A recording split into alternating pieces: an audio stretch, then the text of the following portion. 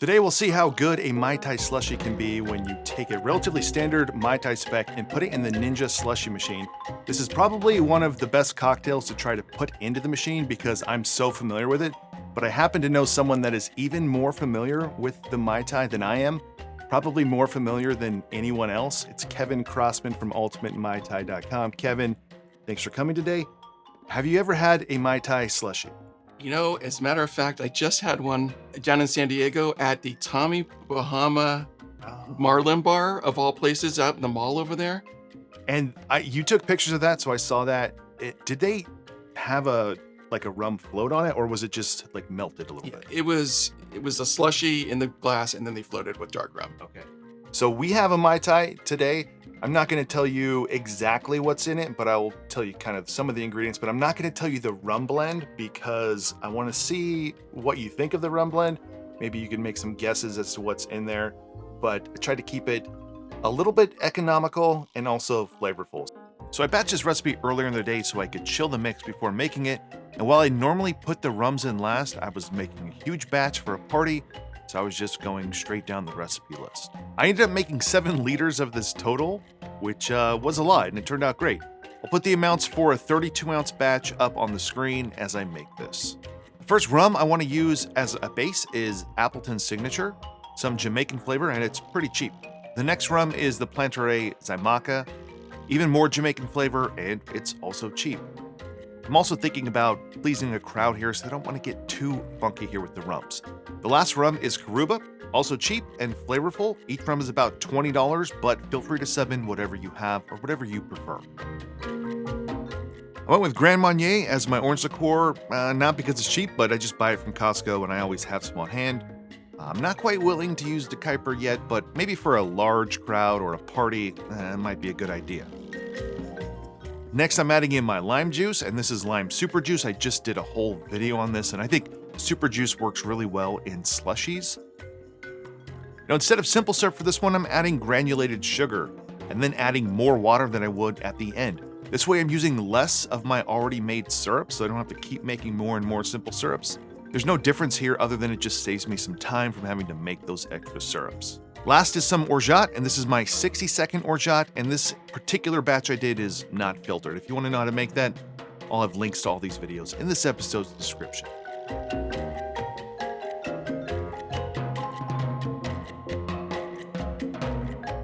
Now, I already measured out my water, and remember, this is not just water to dilute, but also the water that would have been in there if I used a simple syrup. My final Brix for this is somewhere around 12%, and ABV is somewhere around 11%.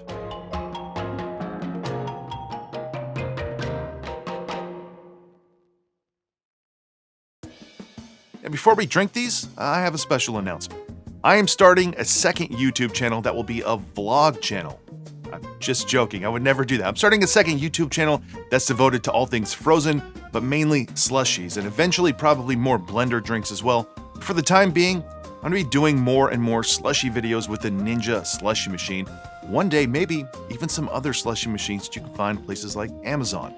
I'm sure most of the audience here that has come along over the last year or so might be a little interested in these slushy cocktails, but I know you don't want slushy videos every week.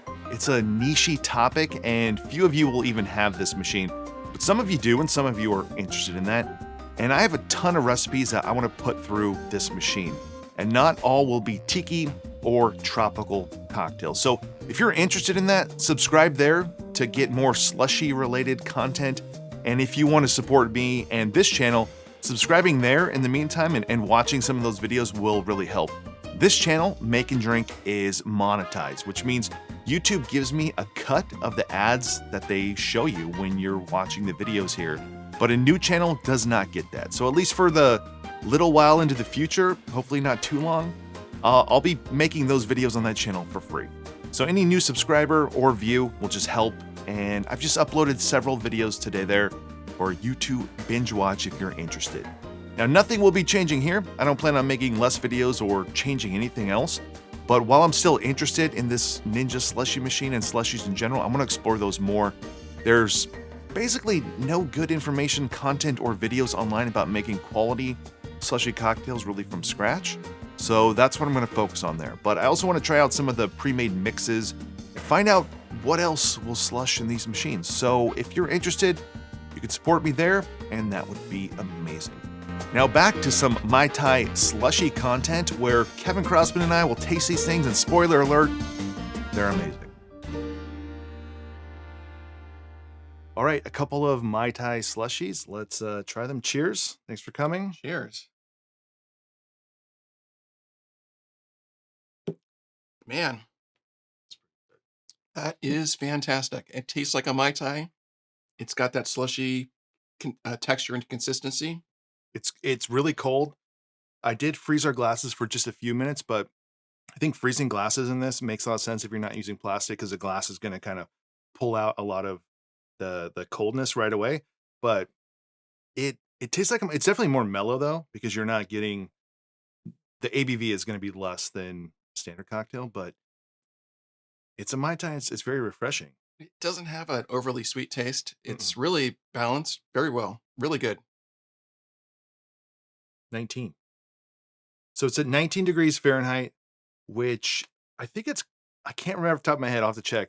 The 151 swizzle I did recently with using the drink mixer and then in the frozen ice shell in the stainless cup was in the 20s, and it was a lot colder than a typical cocktail by like 10 degrees. So this is very cold. You want your slushy somewhere in the 20-degree range, but I mean, outside of all the logistics of like figuring out the sugar, you just want it to taste good. And I think it does taste good. This is better than the one I made a couple weeks ago, kind of testing this out. But it's really just a Mai Tai with a little bit more sugar and then a bunch of extra water because you need that in the mix. But tastes like a Mai Tai, right? So what kind of rum did you use in this? I used 3 rums, and I'm wondering if you have any idea, because I mean, it tastes like Jamaican rum in there, but that's an easy guess for any Mai Tai, really. So I don't know that I'm getting a specific note from anything. It doesn't taste like a grassy agricole. I don't want it to be like somewhat economical, because if you're doing slushies in large volumes, you don't want to be using. I don't think you want to use Smith & Cross or Appleton 12. It might taste good, but it's probably not. Everything's gonna be more subdued because it's so cold. Sure. So I used a base of, basically, if you were making a Mai Tai with this, it's like a base of 1 ounce of Appleton Signature, so the backbone of it, and then half an ounce of Zymaca and half an ounce of Karuba. So kind of bigger, more flavorful, yet still cheap rums. Well, pretty good. I mean, those are 3 good rums, even if it was just a regular Mai Tai. But yeah, probably a good choice here, given the frozen nature. And when it's frozen, you don't taste all those flavors as much. So you need to have some bold flavors, and like you said, more economical than using Smith & Cross. It would be fun to put just only like Plantation Zymaca in there to see, because that's one we know it's pretty flavorful and has that fruit flavor and that funkiness. See if that works in there, but we'll have to leave that to another time. So just a simple slushy, Mai Tai, and I think if you wanted to do a little rum float on there, that would work as well here. I think you could also probably adapt this in some way to a blender cocktail, and it would be pretty good. But the goal here, use some big, bold, flavorful rums if you're trying to do a Mai Tai slushy. All right, so thanks to Kevin for coming. That's it for this one. If you enjoyed this video, give it a like below. Consider subscribing to the channel. And otherwise, see you on the next one.